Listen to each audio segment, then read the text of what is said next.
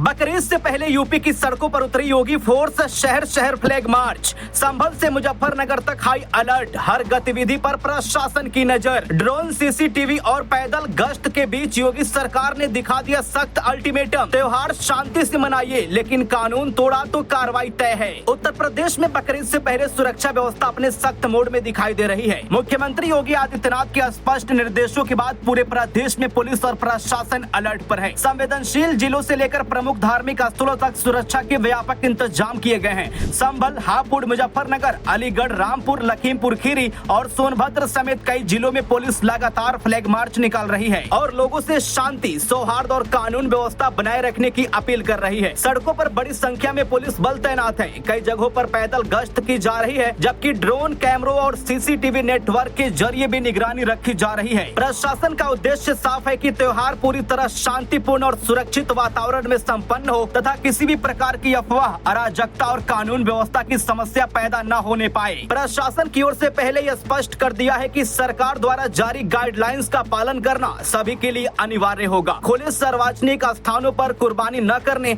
निर्धारित स्थानों पर ही धार्मिक गतिविधियां करने और सोशल मीडिया पर भड़काऊ या आपत्तिजनक सामग्री पोस्ट न करने की अपील की गई है। अधिकारियों ने चेतावनी दी है कि नियमों का उल्लंघन करने वालों के खिलाफ सख्त कानूनी कार्रवाई की जाएगी। हापुड़ और मुजफ्फरनगर में विशेष सुरक्षा व्यवस्था लागू की गई है। मुजफ्फरनगर जिले को कई सुपर जोन और सेक्टर जोन में विभाजित कर भारी पुलिस बल की तैनाती की गई है।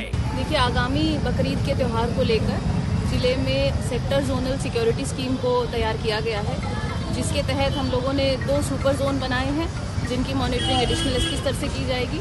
7 हमने इसमें जोन्स को चिन्हित किया है, जिनकी मॉनिटरिंग क्षेत्राधिकारी द्वारा की जाएगी और 27 हमने सेक्टर्स बनाए हैं, जिनकी मॉनिटरिंग इंस्पेक्टर लेवल और थाना प्रभारी लेवल पे की जाएगी। इसी के साथ हमने 7 क्यूआरटी टीम्स का गठन किया है, 2 ड्रोन निगरानी टीम्स का गठन किया है और हमने पोस्टर पार्टीज तैयार कर ली हैं, जो प्रतिदिन सुबह जनपद की कम्युनली सेंसिटिव इलाकों की कुशलता का रिपोर्ट देंगी।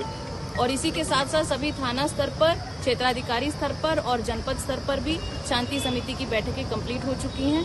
जो भी पुराने त्योहार रजिस्ट्रों के पिछले 10 साल के कहीं विवाद सामने आए थे, उन सभी विवादों पे मौके पर जाकर स्थिति को जांचा गया है और किसी भी प्रकार की संवेदनशीलता का आपसी संवाद से, सौहार्द से उसका निस्तारण किया गया है। वर्तमान में कोई भी डिस्प्यूट अनरिजॉल्व नहीं है और आपके माध्यम से मैं सभी धर्मगुरुओं से और खीरी की जनता से अपील करना चाहूँगी कि इस त्यौहार को सौहार्द के साथ शांतिपूर्वक मनाएं और किसी भी तरह के भ्रामक तथ्य को फैलाएं नहीं और आधिकारिक पुष्टि के बिना किसी भी प्रकार की न्यूज़ को, किसी भी प्रकार की विजुअल को अग्रसारित ना करें।